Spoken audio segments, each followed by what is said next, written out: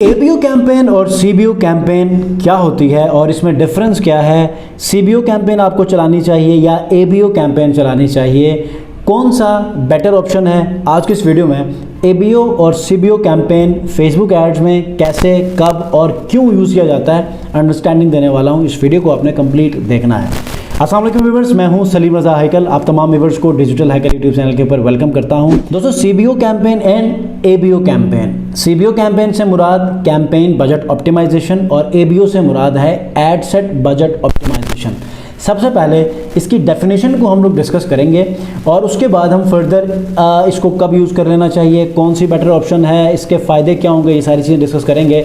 आगे बढ़ने से पहले चैनल पर नए चैनल को ज़रूर सब्सक्राइब कीजिएगा और ऐसे ही अमेजिंग वीडियोस मार्केटिंग के हवाले से, मेक मनी ऑनलाइन के हवाले से जानना चाहते हैं, टाइमली रिसीव करना चाहते हैं तो बेल आइकन को ज़रूर प्रेस कीजिए। बहुत सारे लोगों ने ये क्वेश्चंस पूछे हैं मेरे सेशंस में भी, पेड सेशन में भी, ग्रुप के अंदर भी। अगर आप ये चाहते हैं कि वीकली मेरे सेशंस का हिस्सा बने, ठीक है, जूम सेशन में आपके क्वेश्चंस अगर हैं तो उनको आप शेयर करना चाहते हैं तो डिस्क्रिप्शन में मैं अपने व्हाट्सएप चैनल का लिंक दूंगा, आपने वहां पर जाकर उसको फॉलो करना है ताकि अगली बार जब भी मैं कोई सेशन, वीकली सेशन अनाउंस करूं तो वहां पर आप इजीली होंगे और ज्वाइन कर सकते हैं अपनी अवेलेबिलिटी के हिसाब से, ठीक है। तो बहुत सारे लोगों ने सवाल किए एबीओ सीबीओ कैंपेन क्या होती है, वहाँ पर तो आंसर दे चुका हूँ। मैं चाहता हूँ आप लोगों को भी अंडरस्टैंडिंग दे दूँ। आप लोगों को यकीनन बहुत सारे लोगों को बेसिक अंडरस्टैंडिंग होगी, लेकिन कुछ ऐसी कन्फ्यूजन्स होती हैं जो हर एक के माइंड में रहती है। आज उन तमाम कन्फ्यूजन्स को भी दूर करेंगे।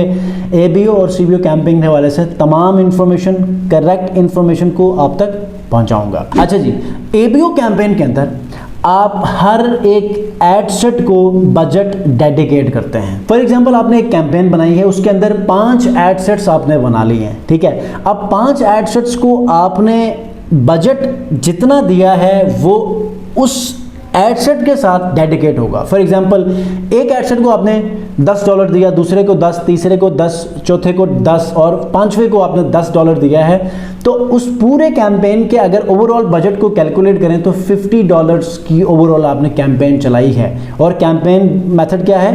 एड सेट बजट ऑप्टिमाइजेशन, ठीक है। हर एक एड सेट को आपने अलग से बजट दिया है और वो वही बजट कंज्यूम करेगा, ठीक है। अब सीबीओ के अंदर क्या होता है, आप कैंपेन को ही ओवरऑल बजट देते हैं कि यार मेरा $20 है, मैंने 5 एड सेट्स बना लिए हैं, आपने इस $20 को उन तमाम के तमाम 5 एड सेट्स में इस तरह डिस्ट्रीब्यूट करने हैं कि मुझे अच्छे रिजल्ट्स आए, ठीक है। तो कैंपेन को आप अलग से अगर बजट देंगे तो आप 10 बना लें, 15 बना लें एड सेट्स, यही $10 या $20 जितना भी आप देंगे कैंपेन को, वही उसमें डिस्ट्रीब्यूशन करेगा।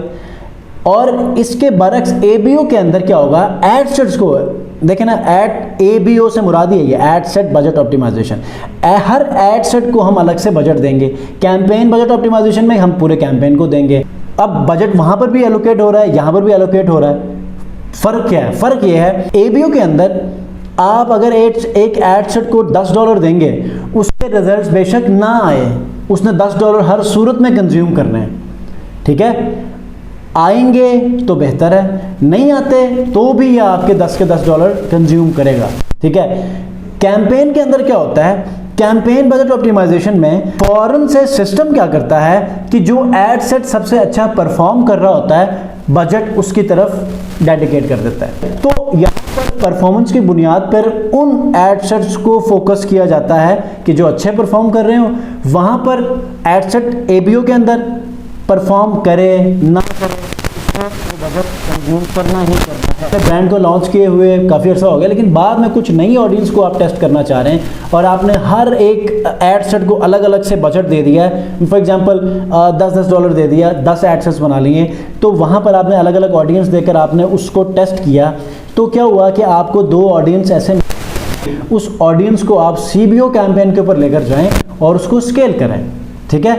तो समझ आ गई होगी कि एबीओ के अंदर आप बजट टेस्टिंग, ऑडियंस टेस्टिंग, के लिए आप यूज़ कर सकते हैं। CBO को बेटर परफॉर्मिंग या बेस्ट परफॉर्मिंग ऑडियंसेस या एड सेट्स को आप CBO के अंदर लेकर आएँ और उसको स्केल करें। बड़े बजट लेवल के ऊपर आप उसको स्केल कर सकते हैं। ABO के अंदर डिसीजन आप ले नहीं सकेंगे क्योंकि उसको उतना टाइम ही नहीं मिला। जैसे ही इसको लगेगा कि यार दूसरा तीसरा एड सेट अच्छा परफॉर्म कर रहा है, बजट सारा उसको देगा, तो वो जो आपको डाउट हो रहा था यार हो सकता है ये हमें अच्छे रिजल्ट्स दे या ना दे। फॉर एग्जांपल एक पूरे दिन में आपने वो एडसेट को टेस्ट करना था, 12 बजे तक पता चला कि यार दूसरे वाले एडसेट अच्छे काम कर रहे हैं, उसने वहाँ का बजट भी इधर शिफ्ट कर दिया, तो उसको मौका ही नहीं मिला अपनी टेस्टिंग पूरी करने के लिए।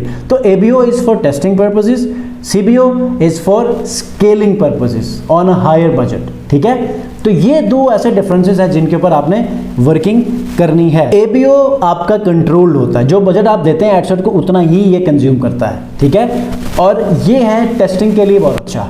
ठीक है, CBO के अंदर क्या होगा, आप उसकी ऑटोमेशन करेंगे, मतलब CBO लगा दें, ऑटोमेशन में क्या होगा, अच्छा परफॉर्मिंग एडसेट के ऊपर वो अपना बजट मतलब शिफ्ट करेगा। आगे स्केलिंग और ग्रोथ के लिए ये वाली कैंपेन आपको बहुत अच्छा परफॉर्म करेगी। अब आप पे अंडरस्टैंडिंग आपको मिल चुकी है, क्या करना है क्या नहीं करना आप पर है। मेरी तरफ से बोनस टिप ये है, अभी रिसेंट 2-4 दिन पहले जो अपडेट्स आई हैं उनकी बुनियाद पर मैं आपको ये कह रहा हूँ, इन दोनों में से कोई सा भी मेथड आप अप्लाई कर लें, बहुत ज़्यादा क्रिएटिव्स का यूज़ कर लें, बहुत अच्छे क्रिएटिव्स का यूज़ कर लें, और आप देखें आपको कोई ना कोई विनिंग क्रिएटिव मिलेगा एडसेट लेवल के ऊपर, तो उसको आप CBO में लाकर स्केल कर लें। ठीक है, कोई सवाल है कमेंट में ज़रूर पूछिएगा। इंस्टाग्राम के ऊपर आकर आप मुझे फॉलो करके अपने तमाम के तमाम जो क्वेश्चंस हैं, कंसर्न्स हैं, इश्यूज़ हैं, DM कर सकते हैं, मैं आपको रिस्पॉन्ड करूँगा। नेक्स्ट वीडियो मिलते हैं, अपना बहुत ख्याल रखिए, अल्लाह हाफ़िज़।